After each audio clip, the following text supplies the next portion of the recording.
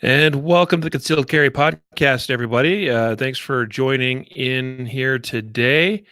I'm, of course, the host, Riley Bowman, and we're gonna go right into things here. I'm gonna record an intro and things later because, well, one, we want to get into it with Stephen here, but number two, I had to borrow a laptop to do the interview today, because I forgot my charging cable for my own. So, but here we are, and give you just another moment or two to pop in here. Got a good crowd showing up so far. Hello, Roy and Everest and Edmund, Ken and David, everybody.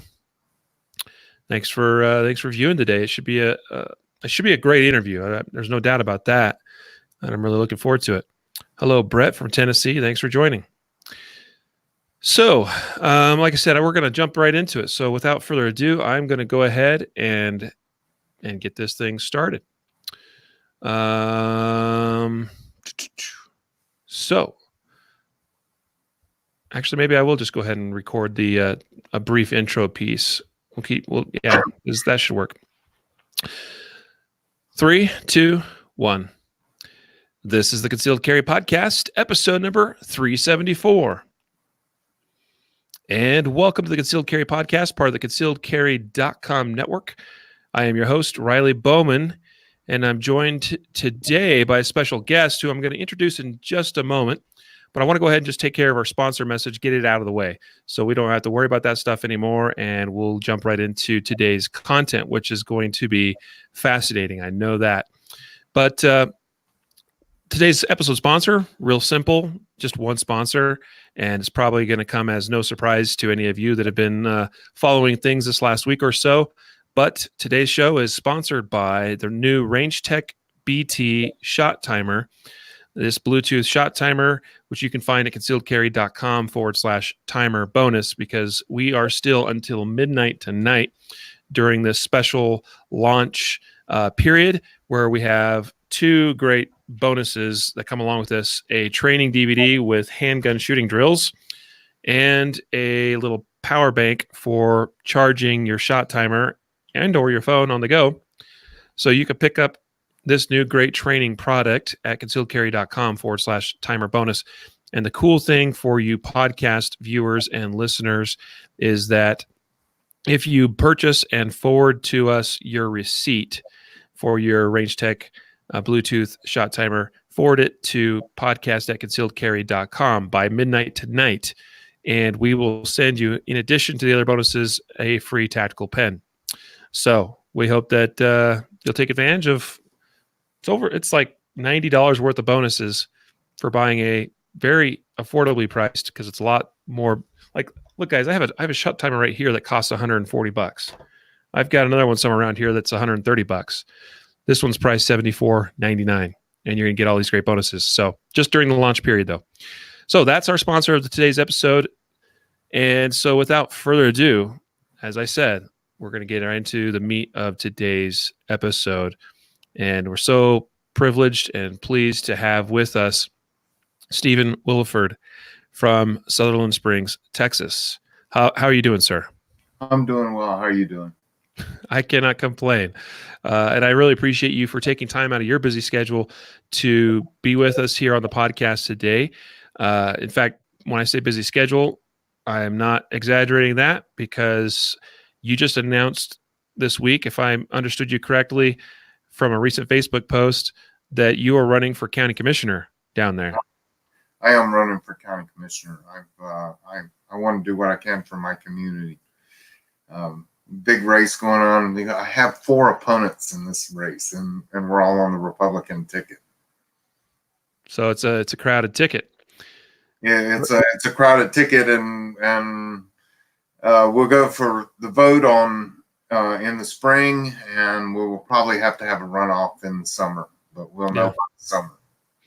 So you're in one of those areas with rules such that you have to have at least 50% of the vote. Then have to be 50% plus 1 to not have to have a runoff. Yep.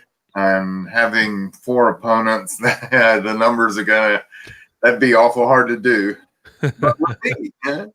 Yeah. Well, very exciting. Excited to hear about that. And I think it's fantastic. I mean, you've already, well, let's just, I would say this much from an outside perspective looking in, uh, whether you would agree or not, but I look at you and think, well, hasn't this man already done enough for his community? But yet you are ready to step up to the plate and serve in a whole other way, which I think is remarkable. My 3 children and my 2 and almost 3 grandchildren will be raised in the same community also. I want to make my community the best it can be for them. That's great. And I know you've got quite a family. You were telling me just yesterday, I think it was, about you got a couple of grandkids, a couple granddaughters, and a grandson on the way. Is that right? I've got 2 granddaughters and both under 2 years old, and I got a grandson due this spring. And that's great. All 3 of my kids are having children. All 3 of my kids are living close to each other. So the grandbabies are going to be more like brothers and sisters than they are cousins. Yeah. Well, that's all. I love family and having a big family in particular. I've got 5 kids of my own and Congratulations. cousins, and yeah, thank you. That's wonderful. I'm excited to hear about the grandchildren and the one on the way. That's awesome. So Stephen, you and I were talking a little bit before we went live, talking about kind of how this interview would go, and I think it wouldn't necessarily do things justice if we didn't talk about that fateful event just a little over 2 years ago. Again, this is the Concealed Carry podcast, and we've done a number of interviews with folks that have used justified deadly force in defense of themselves or others, because we feel like there's lessons that can be learned, and we definitely want to educate our viewers and our listeners of the Concealed Carry podcast. But I think you and I both agree that we don't necessarily want, at least for this particular show today, for all of that to be necessarily the sole focus of today's interview. But we also want to talk about a lot of the positive things and the things that have happened after that day.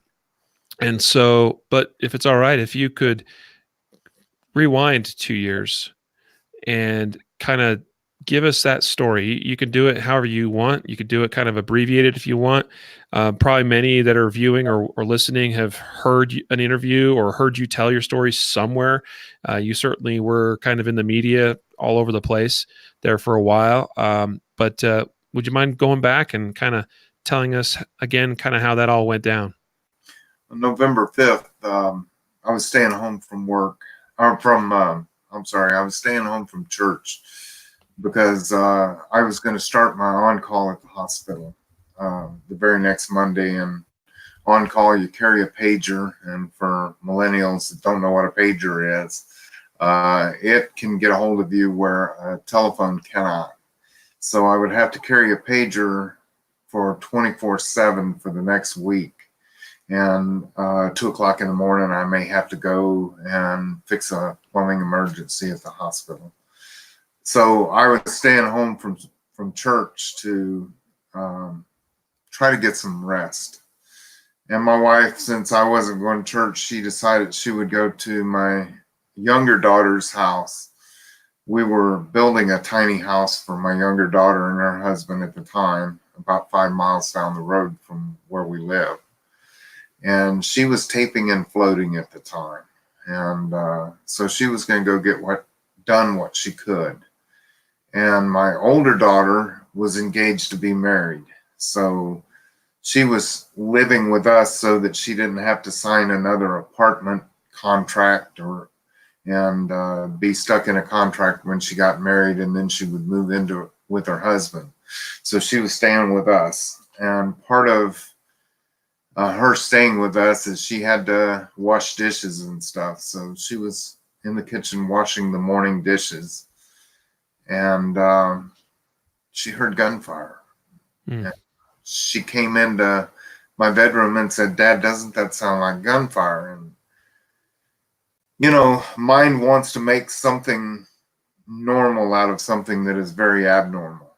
And I told her, I said, sounds like someone tapping on the window. And I went and opened up the curtain and didn't see anything. She said, Dad, come into the kitchen. It sounds like gunfire to me. And she was panicked. Do you mind if I ask real quick about how far from the church do you live? We're about 100 yards from the front door of my house to the front door of the church. Yeah. So just to put it in context, you're about a football field length from the church from where all this shooting is taking place. So to you inside, that's interesting to hear you describe it as somebody sort of tapping on the window. It was loud, but you know, again, and they say the mind tends to work like that. It tries to make something normal out of something abnormal. It's denial. And the quicker you can get out of denial, the better off you'll be. So I looked out the window and didn't see anything. And she said, come into the kitchen.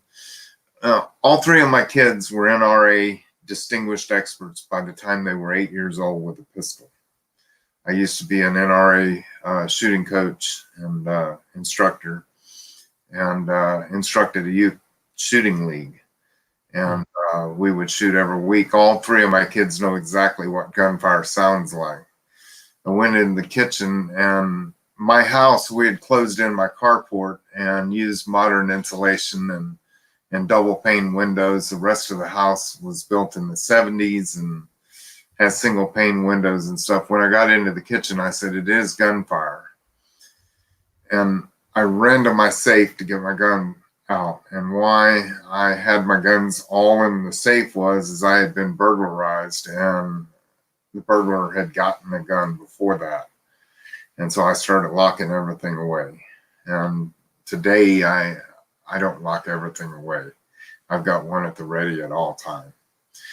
But I ran to the safe and started opening the safe and getting the gun out. My daughter ran out the door. I didn't know it, but she ran out the door.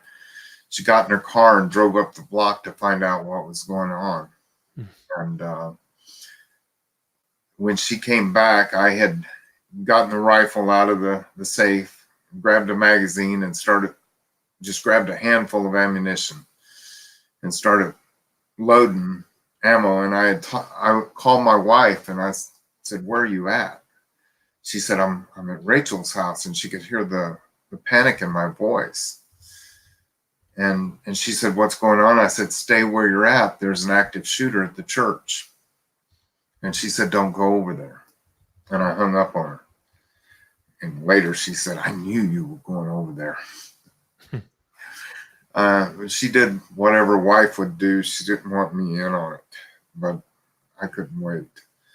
And my older daughter ran in the door and she said, Dad, there's a guy in black tactical gear shooting up the church.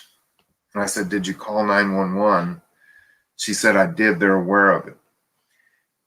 Well, right away, what that tells me is police are on the way, and I'm about to run out the door to the church with a rifle in my hands, and they're coming to an active shooter. What are they going to think? I was more terrified of the police than I was the shooter. And I ran out the door, and my daughter started to follow me. I told her, I said, go back in the house and load me another magazine. Now, I knew she couldn't load a magazine and come out and give it to me in the middle of a shootout. But I didn't want her following me over there because he already had too many targets I cared too much about. I didn't want her to be a distraction, and I certainly didn't want her to see me fail if I failed. But I ran across the street, and as I ran across the street, I yelled out. And what I believe that the Holy Spirit, I'm a Christian, I believe the Holy Spirit cried out from me and called out the demon that was in him. Because he had just shot Chris Workman in the back, paralyzing Chris. And he shot Chris's mother through the breast. and he was walking over, as he did with everyone else. He would shoot them, and then he'd walk over and finish them off. And he was walking over to Chris and his mother, and Chris heard me yell, and other people in the church heard me yell. And he immediately came out looking for me. And as I ran across the street, he came out of the church. I noticed that his vehicle was parked in the middle of the street with the engine running and the door open. And he came out and he started shooting at me. I ran behind a neighbor's pickup truck, and the neighbor's truck got shot. The car behind me, the neighbor's car, got shot. The windshield got shattered out of it, and he put bullets in the house also. And I put bullets on him. He had on Class 3 body armor, and he had a SWAT style helmet on with a dark tinted shield that came down around nose level. I couldn't even see his eyes. And, I put a couple of shots center mass, and people say, well, why didn't you shoot him in the head when you weren't there? It's kind of hard to choose those shots that well. I put a couple of shots, and later on, the coroner's report said that he had a contusion on his left chest and had a contusion on his abdomen. That tells me my bullets hit where they were supposed to hit. And I knew he had on Class 3 body armor, but I was trained by a San Antonio police officer and a former Army Ranger. He used to be on my shooting team, and I used to compete. And he always used to tell me, if you're ever confronted with body armor, hit them in the armor, they will feel it. And then wait until you get your chance. And then shoot them in the side, shoot them in the hips, and shoot them in the legs. Well, when I shot him the first 2 times, he quit shooting at me and ran for his vehicle. And he had a pistol in his hand at this time. He didn't have his rifle anymore. He had dropped that. And then when he turned to get into his vehicle, I saw my opportunity, and I shot him in between the plates and the side, and I hit him high in the legs. And he got in his vehicle. He took his pistol and he put it to the window and put 2 more shots through the side window. And I saw those holes open up in the glass and the glass falling. Everything was in extreme slow motion. And I saw the slide action and brass coming out when he was shooting at me coming out of the church. I put one more, and I couldn't see him through the glass because it was reflecting. And I couldn't see him through the glass. And I put one where I perceived his head to be and fired another shot. Coroner's report said he had an abrasion across his forehead. He accelerated. He turned and he ran down the road away from me, just moving as fast as he could. I ran out into the middle of the street. And by the time I got in the middle of the street, he was about 150 yards away. I put one more shot through the back windshield. The police say that shot shattered the back windshield, went through the driver's side seat, and hit him just right at the left shoulder blade. And then I'm looking down the street saying, he's getting away. He's getting away. How can you can't end this way. He's getting away. And I looked to my left, and there was a truck parked there. And I'd never met the guy in my life, but he was parked at the stop sign, and he had seen the whole shootout. And I ran over, tapped on the window, and said, that guy just shot up the church, and we have to stop him. He was on the phone at that moment, talking to 911. He never said a word, but I heard the locks come unlocked, and I climbed in the cab with a long, tall Texan Western hat, a longhorn skull tattooed here, and the horns going all the way up underneath his ears. Johnny's he's well over 6 foot tall, thin, good looking young man, got a toothpick hanging out of his mouth. And we accelerated and took off chasing the guy. And I had figured out they had already got him, patched him into dispatch. He was talking directly to dispatch. And as we blasted down the road, I dropped the magazine. I looked and I had one in the top of the magazine, one in the chamber. I've got 2 rounds left. I didn't have a full magazine. I just had what I grabbed, and I just had 2 rounds left. You're using 223 or 556? I was using 223. Yes. Yep. Yes. So this is obviously, and I think everybody probably knows this by this point, this is AR-15 that you had grabbed, obviously, and loaded with. I mean, you're basically fighting him with the same weapon system. Yeah, I had an AR-15 and I had hand built mine, and Cool. I've got several AR-15s. Maybe I shouldn't say that out loud, but I know that by now. I'm sure that's a shock to everybody that knows you. I have several AR-15s for different purposes. That one that I grabbed that day, I built as light as I could for moving, and I put a EOTech on it, which is red dot holographic sight. Most people, your audience probably knows what an EOTech is. I put that on it because I practiced shooting bowling pins quickly, and, and compete at doing things like that, moving and shooting. And I'm going to tell you, one of your sponsors has a training video. Go out there, get trained, go do it, go play the game. It's better than golf and has a purpose. Yeah. Golf is what golf is, but it doesn't have a purpose. You're not going to hit that ball and do anything in real life, Yeah. So go out and shoot and get trained. The more you shoot, if you're just shooting at flat targets, you will not be ready. I have found out that the shooting in El Paso, I was invited to the governor's roundtable, and the Walmart in El Paso, there were 8 concealed carry permit holders with guns that day. And they all chose to protect their families, which isn't a bad thing, and try to get out without their families getting shot. But I'm going to tell you, if you're a sheepdog, if you're a true sheepdog, how you protect your family and say, leave, go through that door, get out of here, leave. I'm going to go confront him.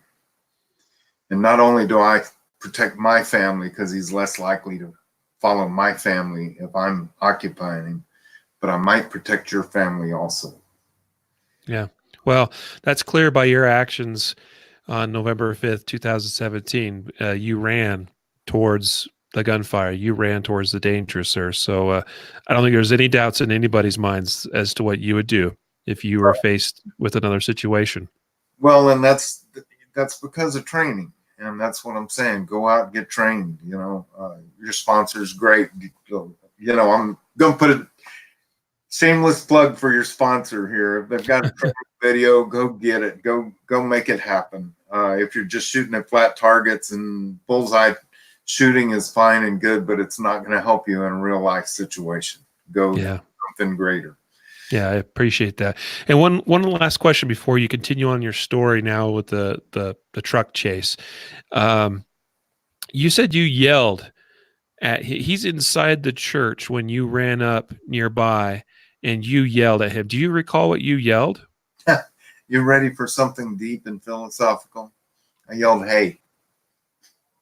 Hey, as loud as I could. If you can imagine the gunfire going on inside the church and everything, all the mayhem, and they were able to hear that inside the church. I believe, really honestly, I believe it was the Holy Spirit crying out, calling out.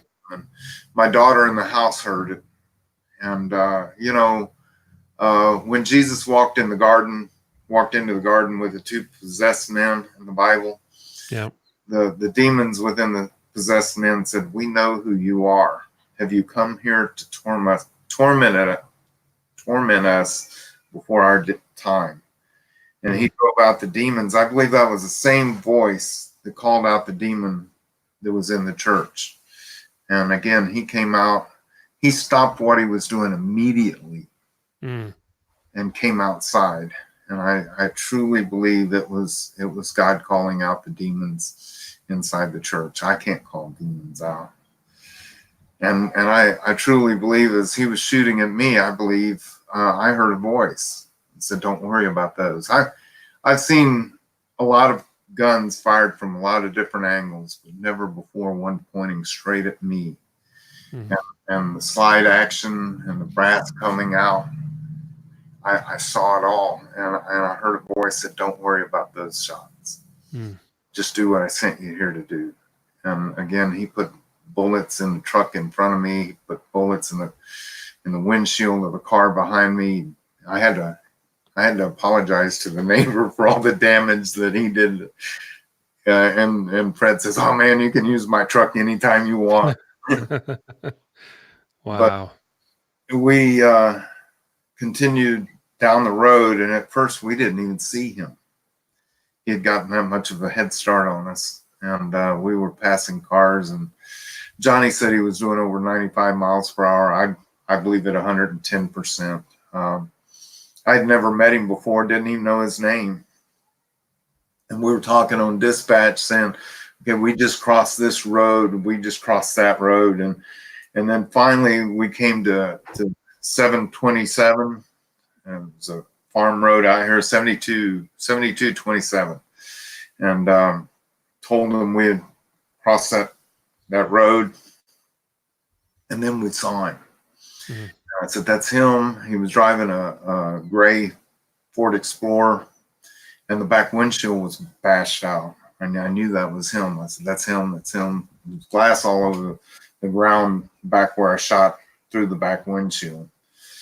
And I turned and looked at Johnny, didn't even know Johnny's name. I said, Johnny's driving one hand up here and one hand on the phone, kicked back, looked calm, cool, and collective. And he says, I told him, I said, if you catch him, you're going to have to put him off the road.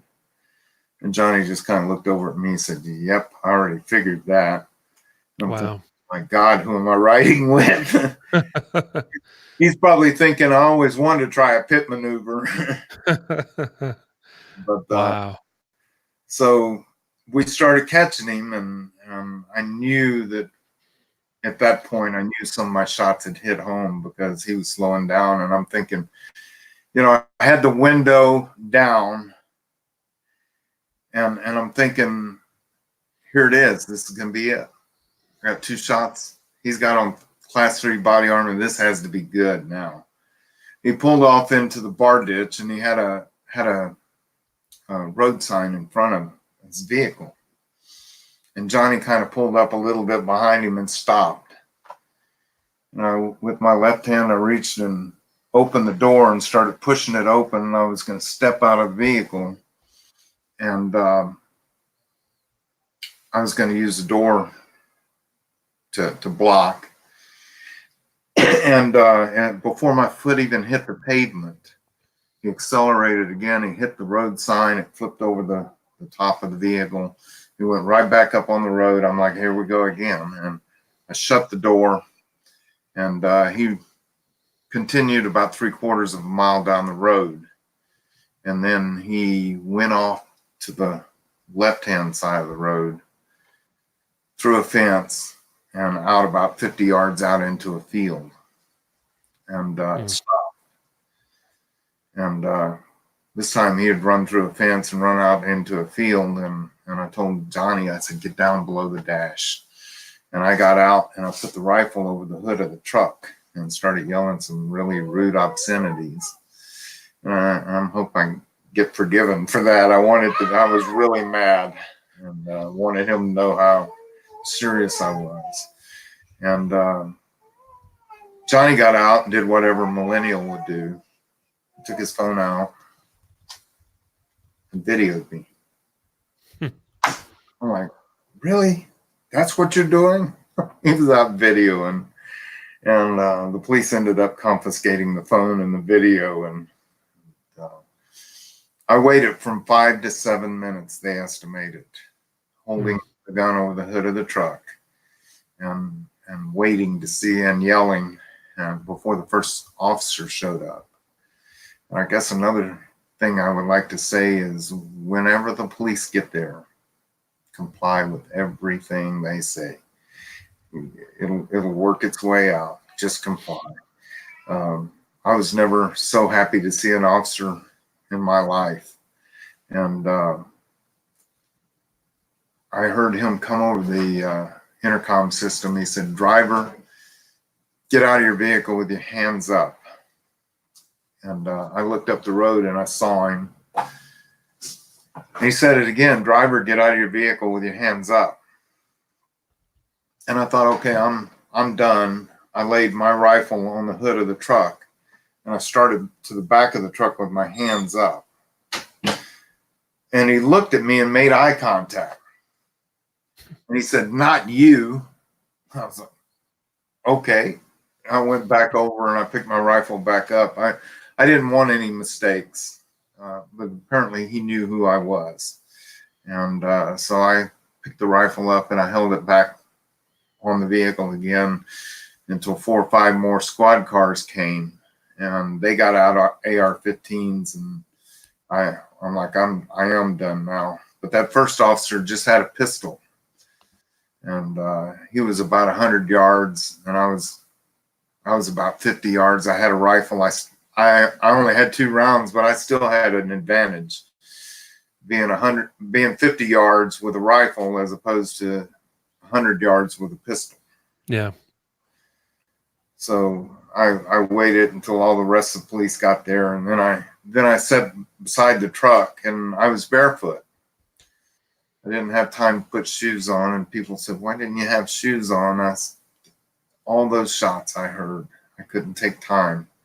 I had to get there. I had to get there, and I had to have the essentials was my rifle, and everything else didn't matter.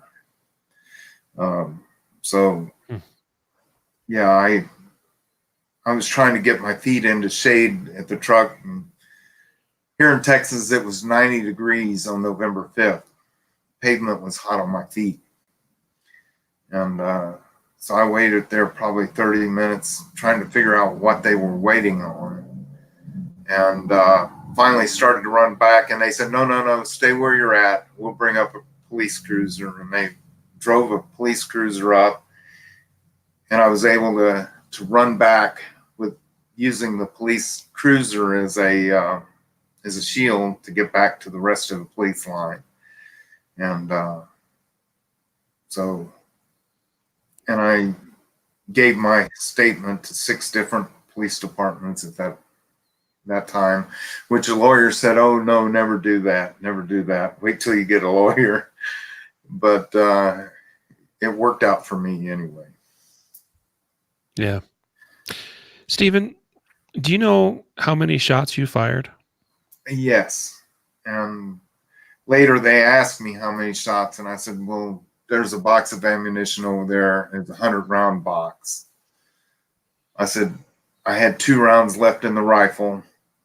Count it and figure it out. It ended up 6 shots is what I fired." And then looking at the report, I hit him once in the left chest because he had a contusion.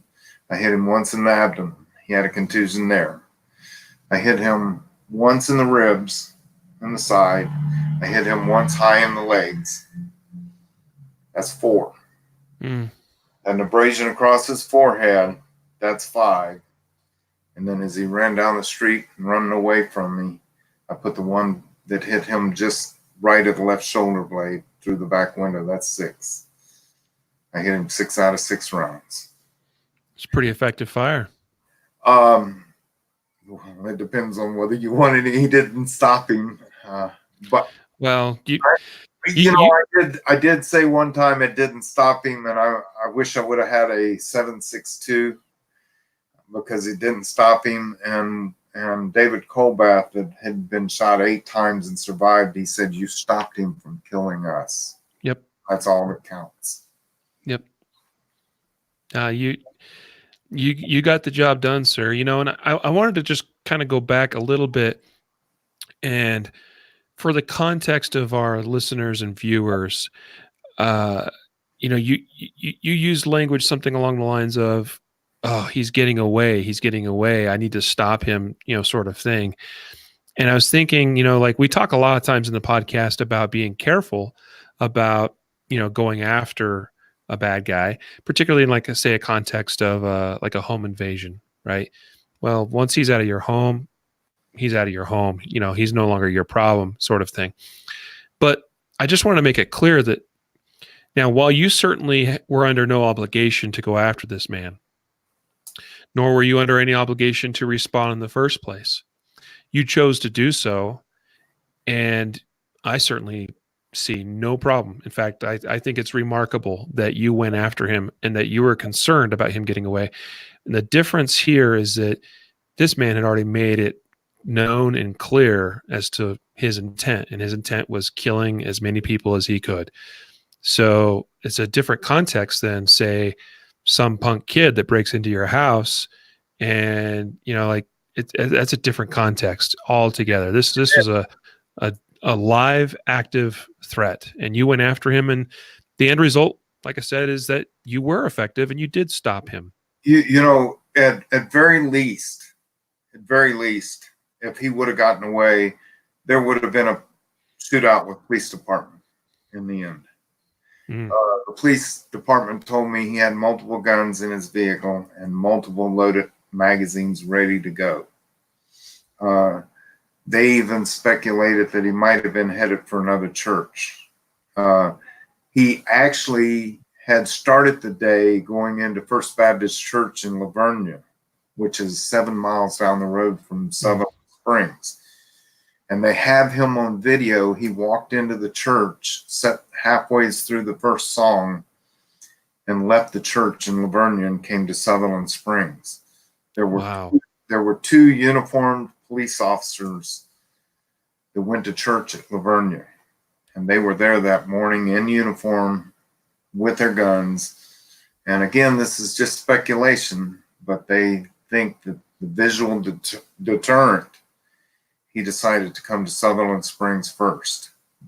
Now, that being said, they still think that he was coming to Sutherland Springs because his mother-in-law and father-in-law went to Lavernia, to Sutherland Springs Church. They went to that church and they believe he was after them. They weren't there that day, but they believe that he was after them.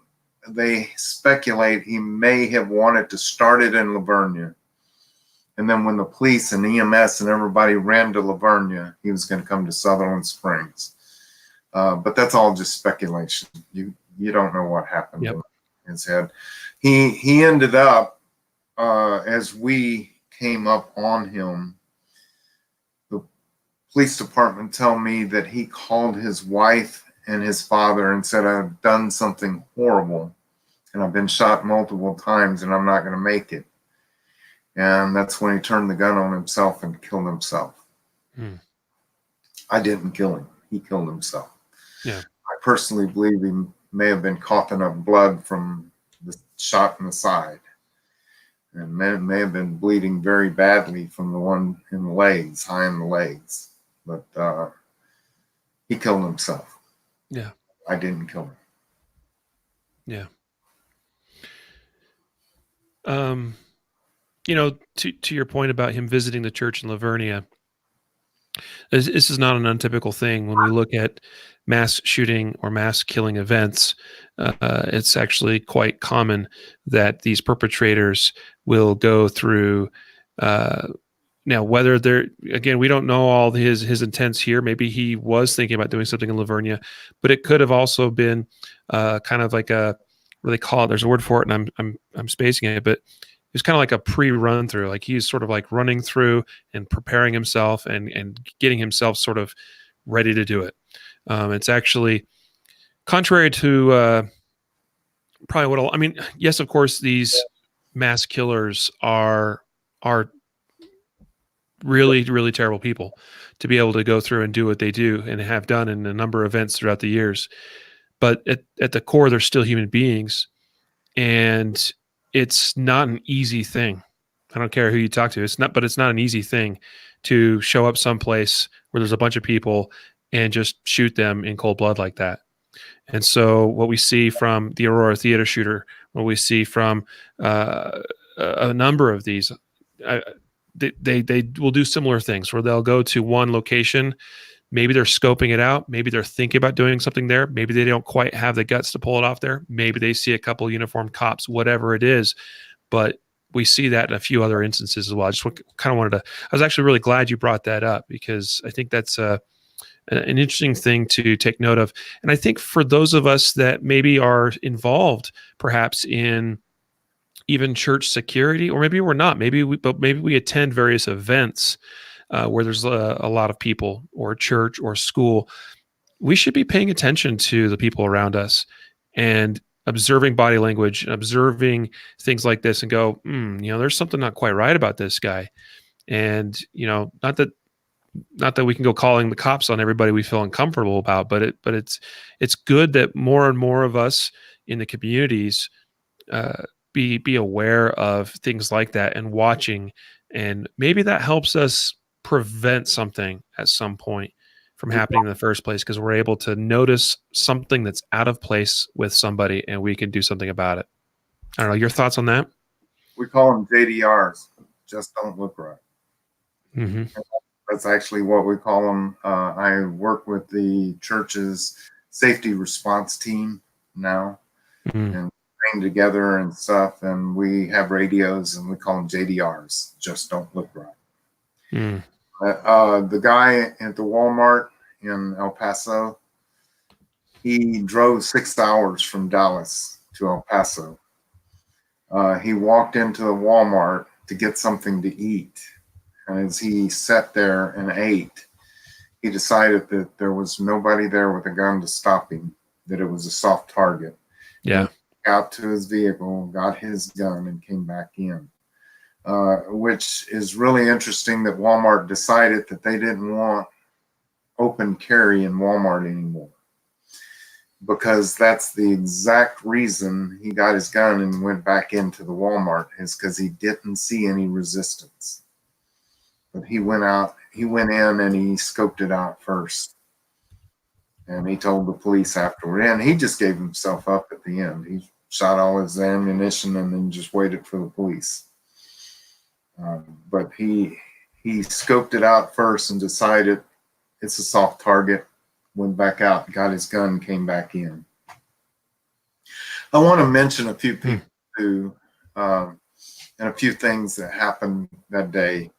On the inside of the church, I told you Chris Workman got shot and paralyzed from the waist down. I'm now trying to raise money to build Chris Workman a handicap home. Julie Workman, his mother, got shot through the breast. Julie was an emergency room nurse. And as soon as the shooter left, Julie started tying tourniquets and saving lives within the church. Go out and stop the bleed, get CPR, get first aid trained. We do that all the time. Be ready, because that's something that you may need. Besides, we got CPR, first aid, defibrillator trained, and stop the bleed and everything. Be ready for that. There's a guy named Gunny Macias. Gunny is a retired Marine, and Gunny got shot 5 times in the abdomen. And Gunny, after the shooter left, yelled out in a loud booming voice, "Hallelujah, hallelujah! Even in this, praise God."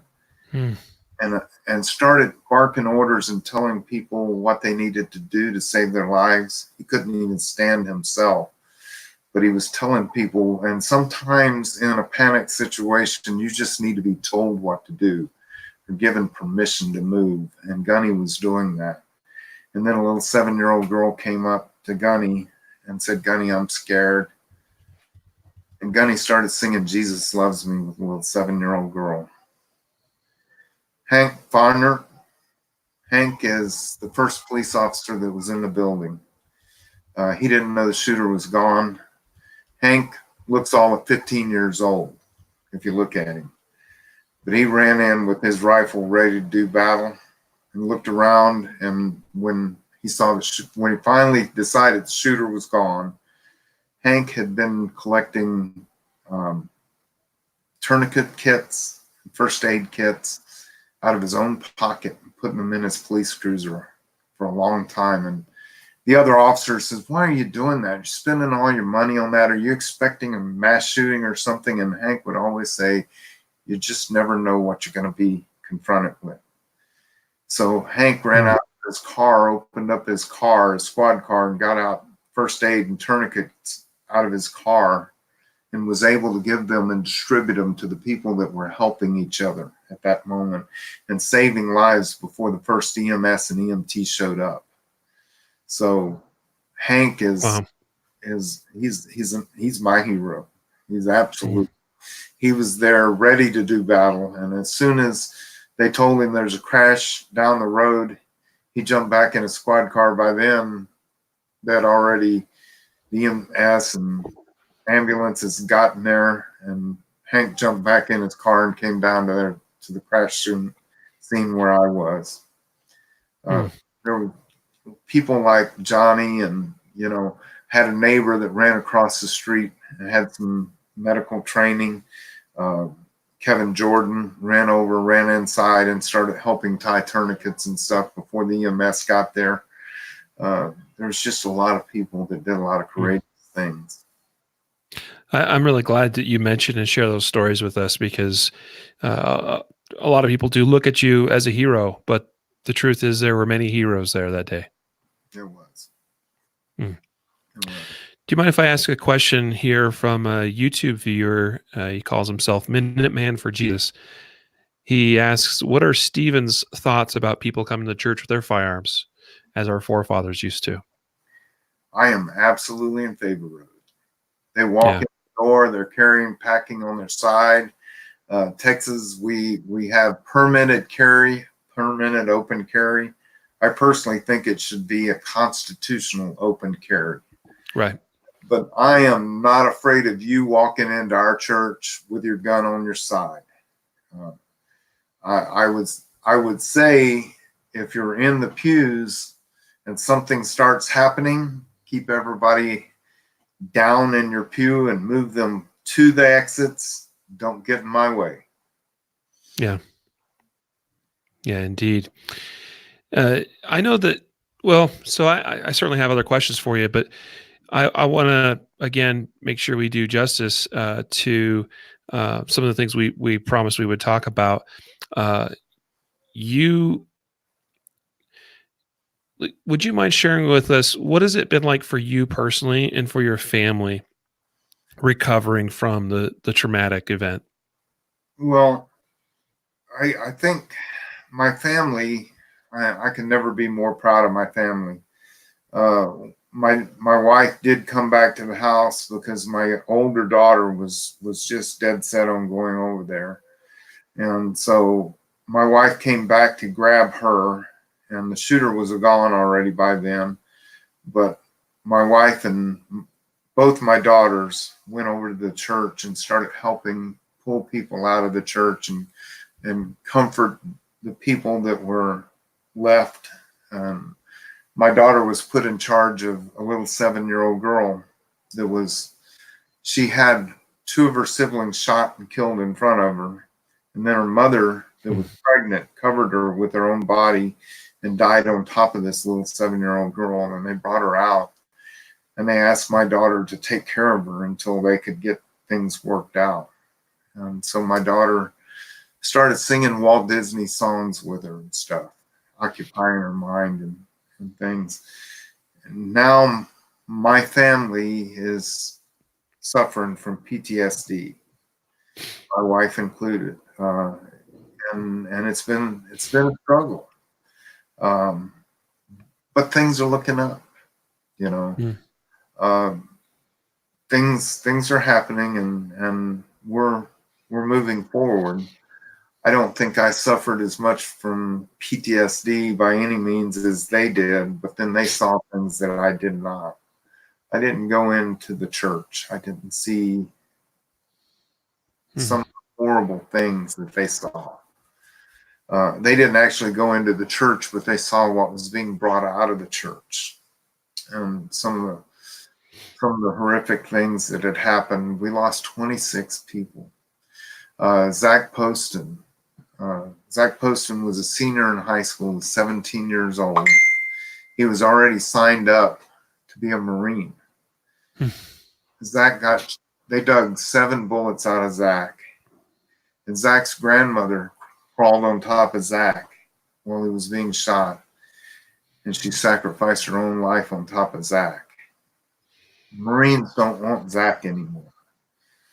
So his whole life changed at that moment. But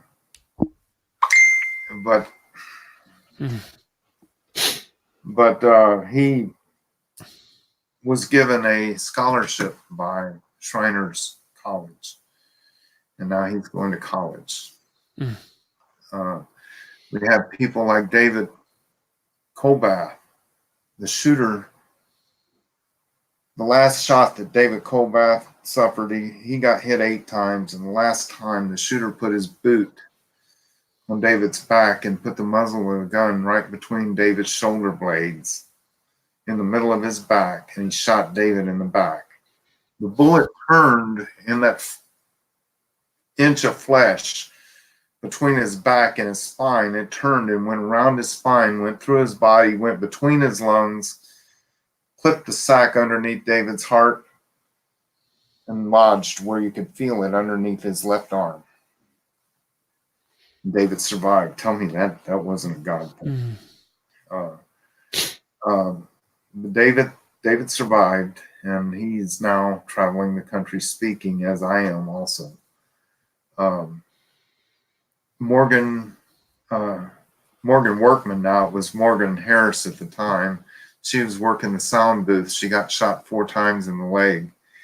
She's now walking with braces on both her legs because of the lead poisoning leaching into her system out of the bullets. Wow. We had Rylan that was shot. Rylan was 5 years old at the time. He got shot 5 times. It destroyed Rylan's hip and femur. And the hospital that I used to work for put him back together. And also Zoe got shot. Zoe was a 7-year-old girl, got shot, and she got shot 4 or 5 times herself. And it destroyed her hip and her femur. The hospital put her back together, and they're running around just like any other little boy or girl. Problem is they are going to need medical help all their life. We have so many stories of tragedy that has turned to just Rylan and Zoe are running around. You wouldn't know it. If you didn't know that they'd been shot, you wouldn't know it. They're running around with the rest of the kids. What a miracle. Yeah. University Hospital, where I used to work, University Hospital was having a drill that day. And they had all the nurses and all the doctors on staff having a drill. And all of them were complaining about, why are you having a drill on a Sunday? We could be spending time with our families at church. Why are we here on a Sunday? And then the call came out, and they were able to get all 20 ORs up and running before the first victim showed up. And if you can't see God's hand in on that, you're not looking very hard. I know that some would say that if God was really God, or a loving God, that he wouldn't have allowed this to happen in the first place. What do you say to that? First off, we had 26 people that God called home that day, and they're in glory with him. We're the ones that are left behind to deal with it, and they're in a better place. God gives us all free choice. And if he took that man's free choice away, then there wouldn't be free choice. Remember, this whole life, no matter if you live to be 113 years old, it's just a blurb. It's just a fraction. And if we suffer in this life for him, then we'll see our reward later. We can't understand all of it, but our trials and stuff will determine who we are. Yeah, that's a good response, and is in line with how I view it as well. I actually think it's a sign of God's love for us that He allows us to have free choice and our free will, uh, And then, because and it, then, and then it also shows, as some people say, God will never give you any more than what you can handle. That's not in the Bible anywhere. And we could not handle this by ourselves. right. God will give you more than you can handle, but as long as you rely on Him, you'll get through it. Yeah. Yeah, you're right. And I think that's how I interpret that statement actually is He won't give us more than we can handle because He's got our back. He's got our back. I wasn't expecting to necessarily have a religious discussion here today, but nor was I expecting to be impacted emotionally like I have been listening to you share the personal details and stories. As a father of 5, and I have, well, at the time of the shooting, I had a daughter that was 7 years old. I had, so listening to you share some of those details, I'm sitting there and just, So, it puts it into perspective, doesn't it? the Holcomb family lost 8 family members. Jennifer Holcomb uh, went through in vitro fertilization and fought to get pregnant. Finally got pregnant, had a baby girl, Noah. Noah was 18 months old, and she lost Noah and her husband. They died in her arms. That's 2 of the Holcombs that died.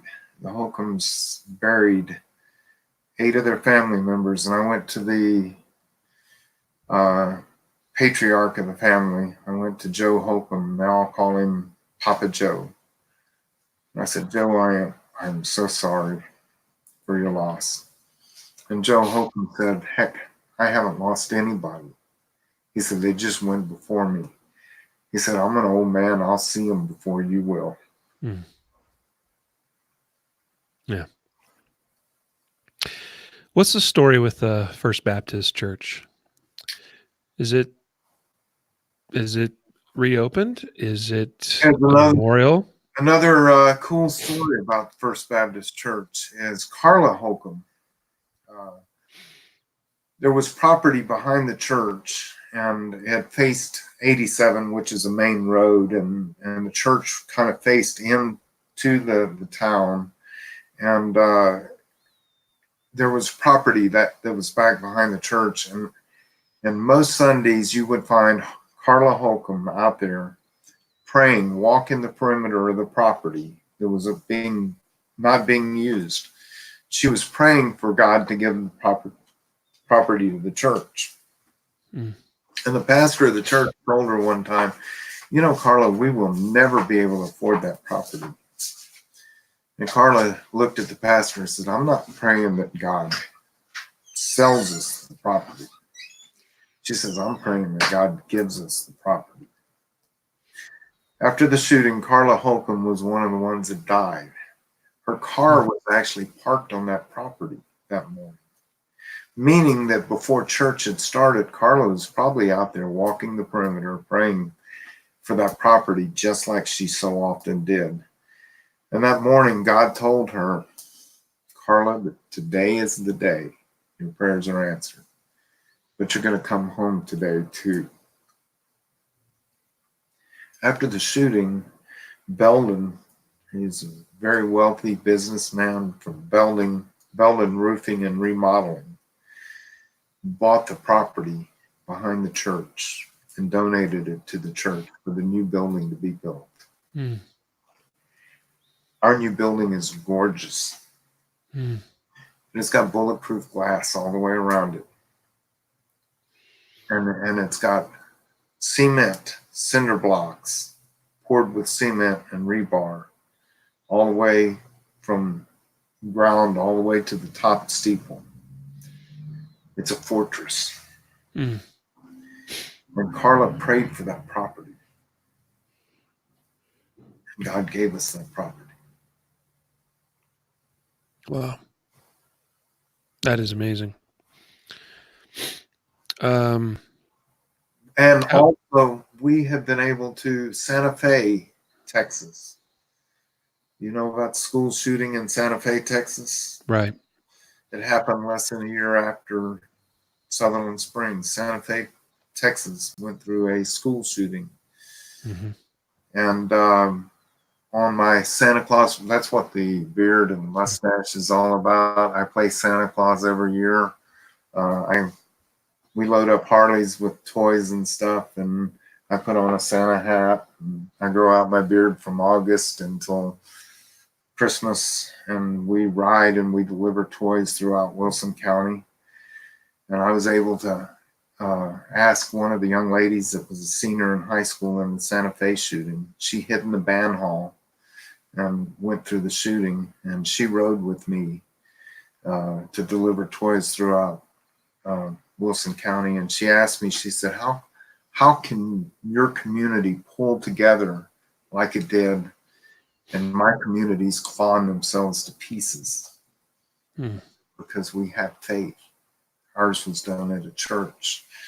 We know the answer.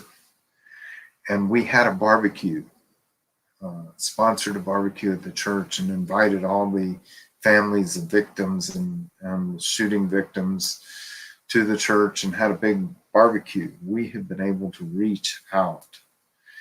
And I was with some families from El Paso shooting. We have been able to reach people and let them know that you will move on. You won't forget the people you lost, but God will bless you as long as you look to Him. Yeah. Stephen, what do you think well, let me rephrase this. Yesterday we were talking on the phone, and you referenced Joe Biden, and said you might exchange words with him. But regardless, not only Joe Biden, but obviously there's a lot going on in our country right now, as far as wanting to restrict further rights with respect to the Second Amendment. What are your thoughts on the state of things right now? I mean, we're hearing about a lot of talk out of Virginia, Washington State, even right here in my state, here in Colorado. A lot of talk in this upcoming session about what they want to do to increase gun control and supposedly solve these kind of problems. What is your response to everything going on right now? Well, I was real fortunate because the governor of the state of Texas called me to a roundtable meeting, and I sat in a roundtable meeting with him for 7 hours, where we talked about what we could do to have an impact, and how we could do things that would impact keeping criminals from getting guns, and not infringe on law-abiding citizens. The shooter in Sutherland Springs had a felony for fracturing his infant son's skull. Mm-hmm. He had a felony for cruelty to an animal. He family violence. He had escaped from a mental institution, and he was dishonorably discharged from the United States Air Force. And the Air Force didn't enter any of those into the NICS program, any one of which would have stopped him from buying the gun that he bought. Right. And they did not enter it into the NICS system, which the DOJ is blocking the lawsuit against the Air Force that could help people like Zoe and Zach and Rylan and David Colbath and stuff. They're blocking all that. First, Senator John Cornyn offered the Fix NICS bill, which forces the Air Force and all the armed forces to enter those things into the system, into the instant background check system. But it didn't go back. It didn't go back retro. And there's over 70,000 people that have been buying guns that were just passed up by the military not entering their information in. We need to fix things like that.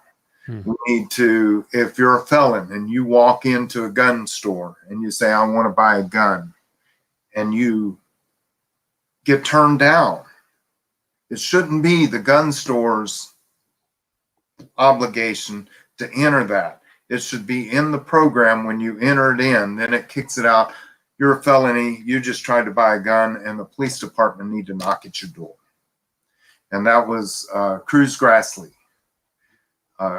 Senator Cruz and Senator Grassley offered a bill to push that. And the Democrats filibustered it and kept it from going into law. Why would they do that? Because they're an all or nothing thing. They want all the guns to be banned or nothing. They would rather leave it like it is, broken, so things keep happening, rather than fix what you can fix and hopefully slow it down. Yeah. You know, again, I got to refer to the Bible. The Bible said this world is a fallen world and it's going to get worse. And we as Christians, we as Second Amendment lovers and stuff, we need to do what we can to stop it. You cannot completely stop evil from happening, but once it starts, you can stop it. And we just need to step up. Everybody that carries a gun and says, I would go out, practice, hit the range, do shooting and moving, practice. I would suggest the drill that I told everybody on the safety response team in the church when they said, oh, you're going to help us train. What are we going to do this month? I said, this is going to be a lot of fun.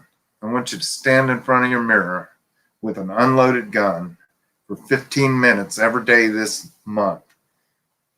Pull your shirt up, pull your gun out, and bring it up. Reholster, pull your shirt up, pull your gun out, bring it up. Because you can't do that at ranges. Most ranges will not let you draw. With an empty gun, you need to practice drawing. Yep. Because studies have proven if you never practice drawing, you just go out and shoot at flat targets like I told you about earlier. And then the panic hits and you grab a handful of shirt and your gun, and then you're struggling and you're going to have a problem. So the first month, all we did was learn how to draw our guns from our concealment. Just work on drawing something you can do at the house. Work on drawing your gun from your concealment. The second month, they're like, are we going to the range? No, I want to make sure you guys are safe first. Sit in one of the chairs like the church pew and draw your gun from a seated position in a chair. This month, that's what we're doing. We're drawing guns from a seated position in a chair. And then we go to the range, and the next thing we're gonna start doing that from a car, drawing a gun from a car, from seated inside a car. Those are practical things that you don't have to be at a range to do, but there's the things that you don't think of until a panic situation. And then if you're in a panic and your brain has not been trained to do it correctly, you'll mess it up. Yeah. Dude, you're speaking my language. This is stuff that we've talked about on the podcast many times. We're big believers in dry fire practice, which is what you just described. And so folks, I know that many watching today, there's been a lot of very positive comments about, this episode and this interview together with you, Stephen. You've heard it from the man. All right. The man says, go practice, dry fire, do whatever you got to do. Joe Biden is in San Antonio today. And I even signed up to go thinking that I could maybe get through the crowd and ask, because Joe Biden said I should never have had the AR-15 that I did. And my question to Joe Biden was going to be, if Hunter Biden and your wife would have been sitting in the pews of the church, would you have cared what kind of gun I used to stop the shooter?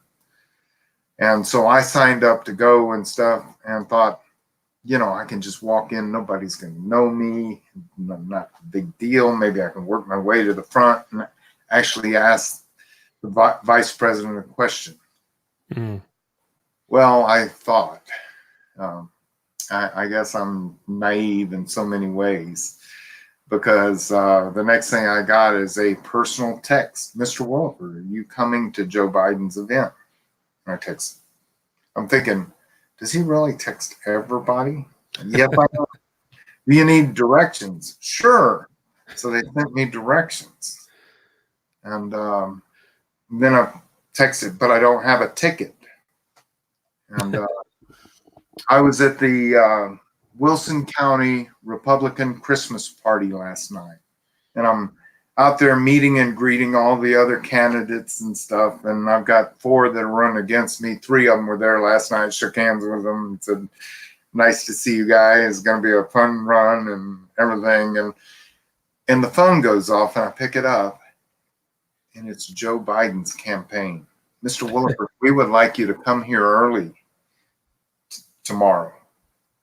I said, I still don't have a ticket. Just tell them who you are at the door and they'll bring you in. I'm not going tonight.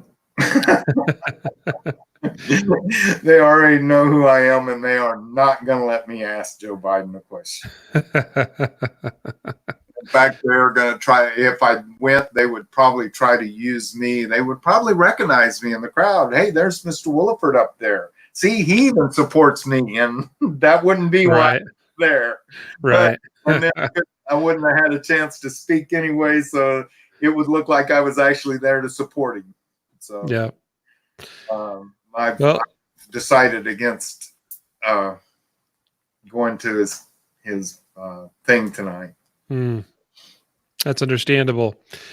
I think his answer to your question would probably be a quote of his own previous words, that he'd just grab his double-barrel shotgun, walk into the church, and put 2 blasts off into the air, and that'd scare the shooter off, wouldn't it? Oh yeah. Of course, he just emptied his shotgun, and now he's the biggest target in the room. Just all the, again, I ran over there. He was shooting at me. He wasn't scared of my gun till I hit him. So yeah. Go ahead. You will run right in there and blast 2 shots in there. Yeah, you'll bring it down on you, and then you won't have anything to defend anyone else with. That's right.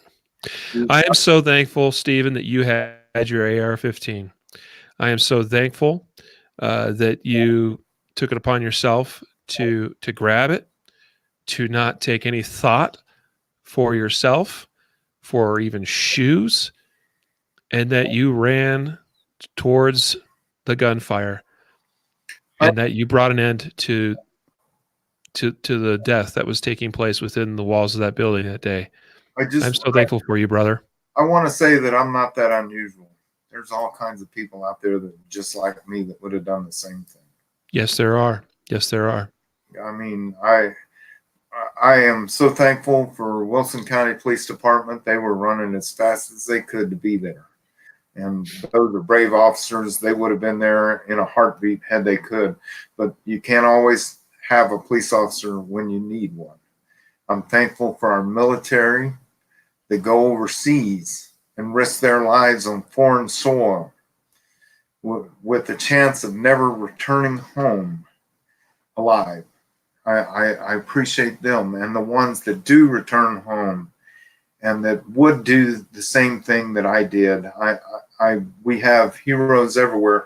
And I also want to thank and tell people out there, there's everyday heroes in life. And what I mean is there's fathers like yourself, father of 5, that take care of your family and watch over your family and protect your family every day and go to work and earn money to put food in their mouth and stuff. And, you bring up your family and God's will and stuff. You're an everyday hero. One little moment in my life doesn't define who I am. It doesn't make me a hero or anything else. It's everyday heroes, the people that go out there and do the best they can to make this country free. And it's nothing more I enjoy than throwing my leg over my Harley Davidson and rolling down the road And that freedom is paid for by the price of everybody from law enforcement to our military, first responders, EMTs, doctors, nurses, and guess what? Even plumbers like myself. You know what, Stephen? I think that was so well said. I think that's a very good note to leave the show on. And I thank you for that. And I thank you for this interview today, for taking time out of your day to do this with us. And I'm confident that there are those listening or viewing, whether live or after the fact, that have benefited greatly from hearing your words today. So thank you, sir. Look me up on Facebook or on the internet. Please contribute to my campaign. Absolutely. What's your website? Well, go to my Facebook, and my website is willefordfortexas.com. And that's is that right? And it has contribution buttons, and you don't have to be in my precinct to contribute. Right. Is that Willeford numeral 4? 4. The number 4 as opposed to FOR? FOR. Willeford for Texas. Gotcha. All one word, lowercase, willefordfortexas.com. And click on share it with everybody. Go to my Facebook. I request me, especially if you're a Christian loving, God-fearing, gun-loving, American freedom kind of person, go request me and I'll approve you. I don't know how many. They say there's a 5,000 limit to Facebook. Let's see if we can't get there. All right, there you go.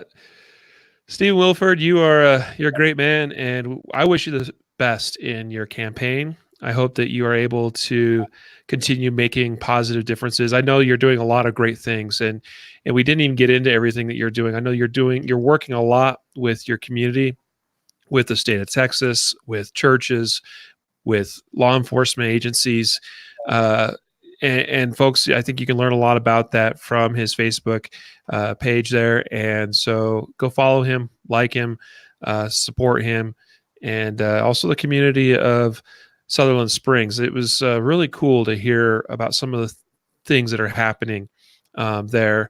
And are there any other sites or anything else that you want to put out there, Stephen? Well, I've got at StephenWilleford.com is my public speaking site. And you can go there if you're a church or an organization, a business, then you want to bring me to speak. I do motivational speaking and stuff, and I talk about the event and what it takes to be a sheepdog, what it takes. And I never thought I'd be this, but I was called out and spoke before 70,000 people with Donald Trump standing behind me. Yes. What a shocking thing for a poor little redneck plumber. But I work with several different organizations to make churches safer places and do speeches for them and stuff. That's great. StephenWilleford.com. Well, Stephen, we're going to sign off of here and let you get back to your time with your family and your campaign and everything else you've got going on. So again, thank you, sir. I look forward to touching base with you again, hopefully maybe even shaking hands in person. And until then, I wish you simply the best. Okay, thank you. I'm coming to North Carolina. That doesn't include you, but yeah, get me back to Colorado. Yeah. Shake your hand. All righty, sir. Well, I may be passing. You never know. I may find myself in Texas. So there you go. Yeah. Well, take you to the Riverwalk if you come down. You got my phone number. All righty. I'll take you up on that if I make it down. All right. All righty. Well, folks, I tell you, this has been a fantastic interview, mind-blowing interview, emotional interview, spiritual interview, inspiring interview. I hope that you got all of that out of it as well, like I did. So again, one last call out, give Stephen some support, willefordfortexas.com. I put it on the screen there for those of you that are watching the video. And for those of you in the podcast only feed, that is WILLEFORDFORTEXAS.com. And so we're going to let you all go. You all take care now and be safe no matter where you are. Get some dry fire practice in. Get to the range, get some live fire practice in too. That's all good. Get some training. You guys have all heard it before. Now you're hearing it again. And until we meet again, train right, train often, and train safe so you can fight hard, fight fast, and fight true. Take care. And that'll be a wrap of the recorded portion of today's episode. To all of you on Facebook and YouTube, thank you for participating and for being a part of this special interview. And to Stephen, one last thank you, sir. Thank you so much. Thank you. All righty. Well, a Merry Christmas to you and your family. Happy New Year. And we'll hopefully again see you soon. Can you send me a link? Yes, sir. I